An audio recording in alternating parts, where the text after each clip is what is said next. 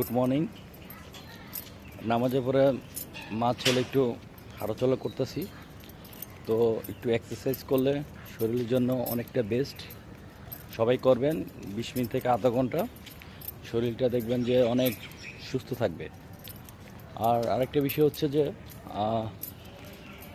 মার সাথে হাঁটাচলা করতে কিন্তু আসলে খুবই আনন্দ লাগে। যে সকাল টাইমে তারাও চায় একা একা হাঁটবে, যদি ছেলেরা যদি পাশে থাকে, সবাই যদি একজন ছেলে থাকে তাহলে তো আরও বেস্ট, ওনাদেরও আনন্দ লাগে।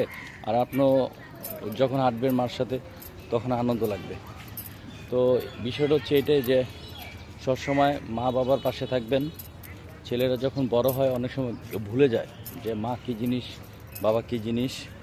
তো যার বাবা নেই সে বুঝে তার ব্যথা, যার মা নেই সেও বুঝে তার মার কী মানে অভাব।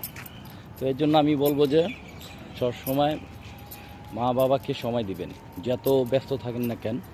ব্যস্তর মাঝে মার সাথে প্রতিদিন একবার দুইবার হলেও কথা বলবেন। এবং হচ্ছে সকাল টাইমে যদি সময় পান মাকে নিয়ে একটু হাঁটাচলা করবেন। আমি আশা করি আপনাদের খুব ভালো লাগবে যদি কাছাকাছি মা থাকে, মাকে নিয়ে একটু বের হলেন, আপনারও শরীরের জন্য অনেকটা বেস্ট হবে এবং আপনার মারও অনেকটা আনন্দ লাগবে। তো বাবা মার সাথে সবসময় সম্পর্কটা ভালো রাখার চেষ্টা করবেন।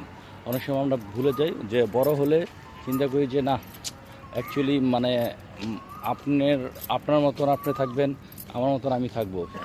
তো অনেক সময় তারা ফিল করে যে আমার ছেলের সাথে একটু হাঁটাচলা বা ওইখানে আনন্দটা একটু শেয়ার করে নেবেন, তখন দেখবেন যে তাদেরকেও ভালো লাগবে, আপনার মনও ভালো লাগবে। যাই হোক, থ্যাংক ইউ সো মাচ। সবাই সুস্থ থাকবেন, ভালো থাকবেন।